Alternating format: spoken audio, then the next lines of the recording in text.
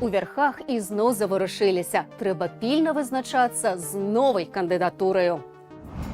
Хто замест дагэтуль нязменнага? Был бы рад, если бы нашлась такая женщина, которая могла бы быть сейчас президентом. Але на думку узурпатара, ва ўсёй Беларусі такой жанчыны няма. Нават найлепшыя з найлепшых, якія працуюць побач з ім, не вартыя такой пасады. А не дай бог Качанов. Это все. Наталі Івановне 65 гадоў. Ёй бы пра пенсію думаць. Але яна не можа проста так сысці, не адпомсціўшы Лукашэнку за шматгадовыя прыніжэнні. Паспеў ён пакрыўдзіць і маладзейшых. Ганну Канапацкую двойчы выкарыстаў і прынізіў, прыпісаўшы ёй на прэзідэнцкіх выбарах 20 і 25 гадоў ганебныя адсоткі. Вы сами не раз нам говорили, что будет ведь и другой человек на этом посту. Неважно, будет это мужчина или женщина, что предпочтительней. Что мы должны начать делать, пока еще есть время? Канапацкая трэці раз спадзяецца паспрабаваць выйграць у Шулера. Ты сегодня за то, чтобы был другой человек. Женщина. Да, и женщина даже, и прочее. У 25-м годзе на прэзідэнцкі фатэль прэтэндавала перспектыўная і па-сапраўднаму жалезная ледзі.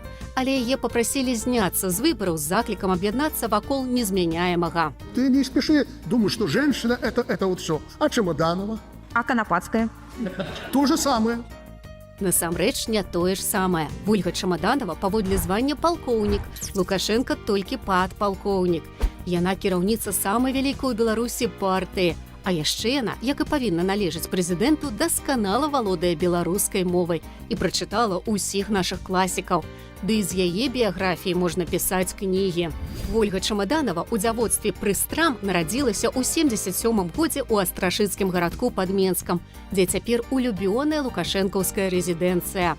Тата камбайнёр, будучы ў канкурэнтку Рыгоровича, навучыў усяму, што трэба. Вместе с ними и картошку садила, и бураки полола, и коров пасла, и лошадей загоняла вместе с ними. Сама яна навучылася заваёўваць любоў тых, хто падтрымлівае бацьку. Бабушки соберутся вечером на скамейке, я приду на улицу, а они обсуждают, что, как я весь дом убрала, все повымывала, дворы повыметала, и я такая маленькая, так много работы сделал. Як і Лукашенка, яна абрала педагагічную спецыяльнасць, але ў адрозненне ад яго паступіла ў сталічную вучэльню, у БДУ, на настаўніцу беларускай мовы. Ольга Чемоданова могла стать преподавателем белорусского языка и литературы, да? Легко могла стать. Да. Але ў вёску па размеркаванні яна не паехала. Я закончила университет и приняла решение, что как-то в силу моего характера не учительское дело мое. У Менску яна пазнаёмілася з маладым міліцыянтам Дзянісам Чемодановым і таксама захацела працаваць у міліцыі.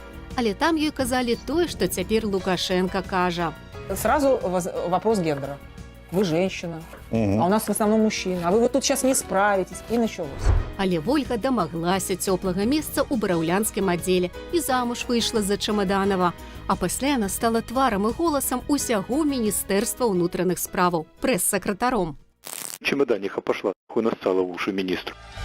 Неўзабаве кампанію гэтых грубых мужчын яна памяняла на жаночую, узначаліла Менскую арганізацыю Саюзу жанчын, а таксама стала галоўным ідэолагам сталіцы. Пасля правільных паводзінаў на апошніх прэзідэнцкіх выбарах ёй далі адчуліць Белую Русь. В этом году мы перешагнули рубеж в 80 тысяч мотивированных и активных членов. Мы настоящая сила. Да гэтай сілы Чемоданова вырашыла яшчэ дадаць актыўнасці. Мы гордимся созданием молодежного движения «Искра». Эти молодые люди – будущее Беларуси. Они полны энергии и идей, готовы к действиям и реальным делам. А значит, да падтрымання сваёй лідаркі на наступных выбарах. От каждого из нас зависит завтра будущее нашей страны. Как мы сегодня готовы проснуться утром и выстроить это будущее. Вольга Чемоданова навучылася займаць крэсла, дзе раней сядзелі мужчыны. Яна палкоўнік і ведае мову сілавікоў, як філолог ведае беларускую. Колькі здзекаў палітых крывёй. Годзе гэтых пакут і знямогі вызваляйся з няволі, іскра. А галоўнае, яна навучылася аб'ядноўвацца з жанчынамі. Як думаеце, ці зможа састарэлы Лукашенко такому трыасу прадстаяць?